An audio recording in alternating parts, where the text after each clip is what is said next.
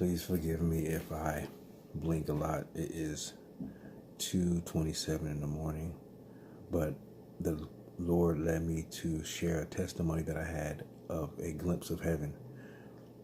I'm going to just tell you without adding a lot of extras because I need to get this out. So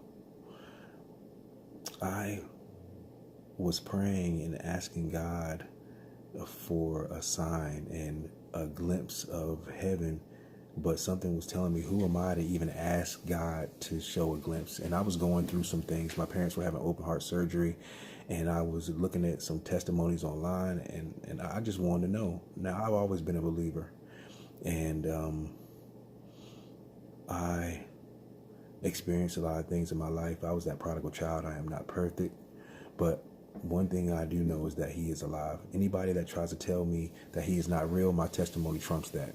So I've been saying this prayer, and in the back of my mind, I'm like, who am I to ask God, the Almighty, the Creator, the Alpha, the Omega, the Most High, to show me a glimpse of heaven? Nevertheless, I said this prayer 2 or 3 times, and maybe after 3 or 4 weeks, I had this dream. And this dream, I was coming home from work, and my kids were like, hurry up, Dad, hurry up. It's getting ready to happen. So the whole world was watching this moment, and I don't know what it was, but everybody was going to be watching. So I rushed home, and we counted down. And when we counted down, we got to 1. The world started shaking, and the kids were laughing and, joking because it was a rumble. But then as it started getting serious and we were getting thrown back and forth, we just started to worry then. At that moment, getting thrown back and forth, and I hit one of the kids, I balled up in a fetal position. And I said, Lord, please save me. But if not, take me to heaven. Instantly, the moment I said that, I started rising up through this portal, and on the sides of the portal of the circle that I was going through, it was a bright light, like I had to break a plane. And as I was sitting up, I seen this blue, pretty sky. Love, joy, peace, happiness filled my body, as there were a lot of people around cheering me on, like, yeah, you made it.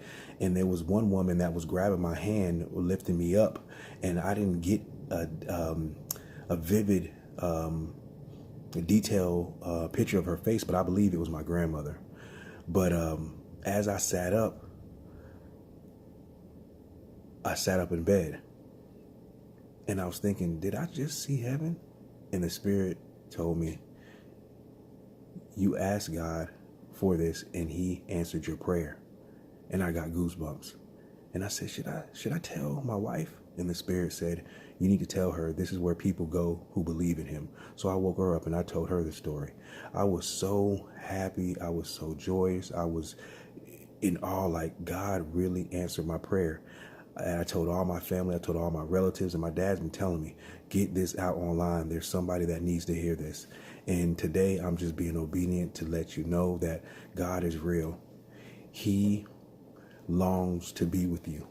The enemy wants to steal your salvation because he was once in glory and fell from it. He can never get back. But you know what? We have one ticket to get there, and His name is Jesus. He can't. He fell from grace. He's going to be in outer darkness when it's all said and done. But we can always go back to our Father. So I'm praying and I'm asking y'all to give your life over to Christ right now.